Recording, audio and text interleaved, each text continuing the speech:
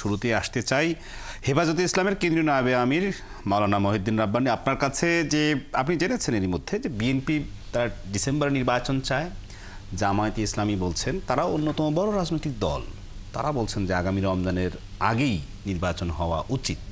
হেফাজতে ইসলাম কি চায়?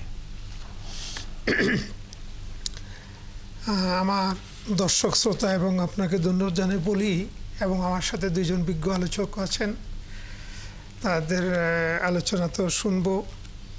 তো আসলে হেফাজতে ইসলাম একটা অরাজনৈতিক দল।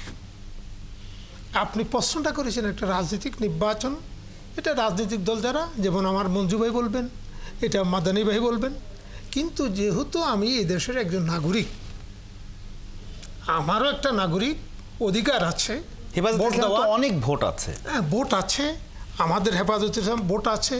সবচেয়ে ধর্মীয় বড় সংগঠনের নাম হেফাজতে ইসলাম বাংলাদেশ।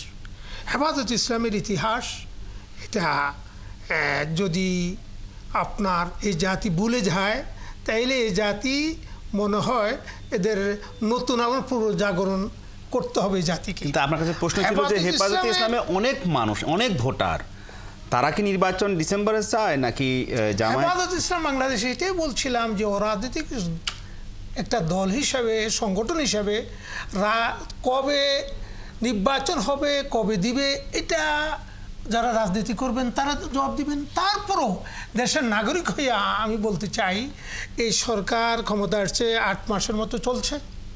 আমরা আশা করি তারা দ্রুত যে সংস্কারগুলো প্রয়োজন দ্রুত সংস্কার করে, অন্তর্বর্তীকালীন সরকার, ওনারা অন্তর্বর্তীকালীন, তাহলে অন্তর্বর্তীকালীন হিসাবে তারা একটা জাতীয় নির্বাচন দিয়ে যাদেরকে দেশবাসী ক্ষমতায় আনবেন তাদের হাতে ক্ষমতা হস্তান্তর করার আমি মনে করি দ্রুত করা ভালো। বিএনপি যে বারবার নির্বাচন চাচ্ছে, বিএনপি একটা ক্ষমতার জন্য নাকি? বিএনপি একটা আপনার গণতান্ত্রিক দল, একটা রাজনৈতিক দল, বৃহত্তর একটা দল। এটা এই দলে কয়েকবার ক্ষমতায় ছিল, বিরোধী দলে ছিল। তারা অনেক মজলুম, জুলুম, অত্যাচারে সবচেয়ে বেশি মনে হয় বাংলাদেশে জুলুম নির্যাতনের শিকার তারা হয়েছে, কারণ তাদের দল বেশি বড়, তারা যে জুলুম নির্যাতনের শিকার হয়েছে সেরকম। তো তাই বিএনপি তো নির্বাচন চাইতেই পারে, নির্বাচন চাওয়া তো এটা ভুল না, কারণ তারা তো ক্ষমতা চাচ্ছে না, তারা চাচ্ছে আমাদেরকে নির্বাচন দেন।